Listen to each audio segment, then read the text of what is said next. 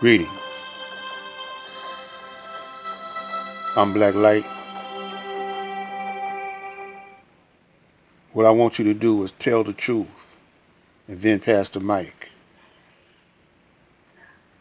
What you're looking at is the new spirit of Detroit. It's a brother, cool brother, with some twisties. Now, the FOI will see this and say, she should have, my daughter, the one that drew this, I asked her to draw a black man in place of the white spirit of Detroit and put a black man as the spirit of Detroit, since Detroit is 80+% black. And this was her envision. So this brother got twisties, and that outfit that he got on is her design. I don't like his pants though, but the young ones will like it because that's their thing, you know. But they not gonna catch the meaning of this. The spirit of Detroit should be a black man for two reasons. First reason, Master Farad Muhammad came to raise up the Honorable Elijah Muhammad in Black Bottom. Black Bottom means rich black soil. That the white man gave them that name. They were farmers in that part of Detroit, the east side, New Center area, northeast.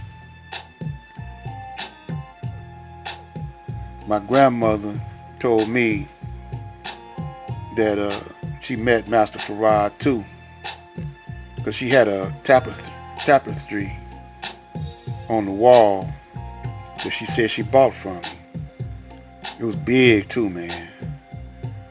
And then she had another one that she gave to my mother of Joseph and Mary on a camel with a little baby,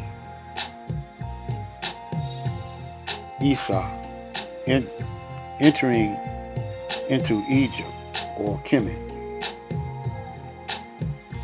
And they first was introduced to Islam by my mother's brother, Aziz, in the 40s. I was in my mother's stomach as almost ready to come out. And she stayed for, I don't know, to the 50s. Then she came out. I was 7 years old, she told me, when she stopped going. And later on, before she died, she told me that she came out because she fell out with her brother, and fell out with some more brothers in there because they wanted my old man to join, and they gave her a hard time if he didn't join. So my father, he didn't join. He wasn't a church man, nothing. He didn't go to church. Then he was just a brother from a little outside of Little Rock, Arkansas. And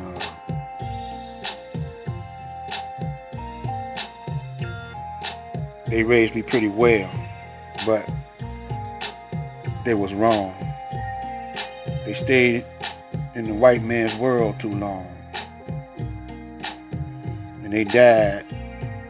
And I seen my mother when she died going to hospitals, and they was just getting blood from her every little chance they got.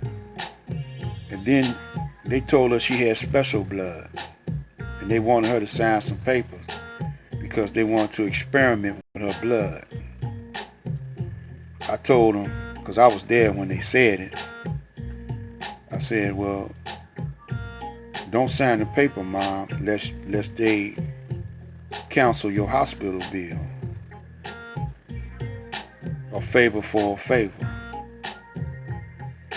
My mom got mad at me because I started questioning the doctors, you know, and she said, you ain't a doctor.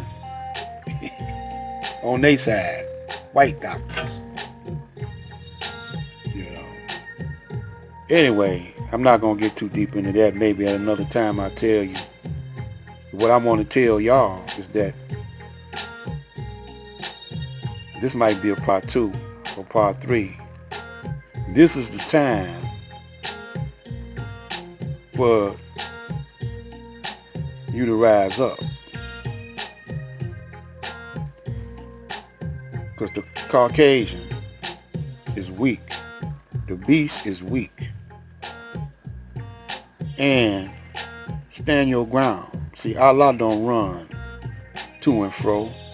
If the whole world, the whole planet is his, he don't need to run. Unless you're going to run out your house.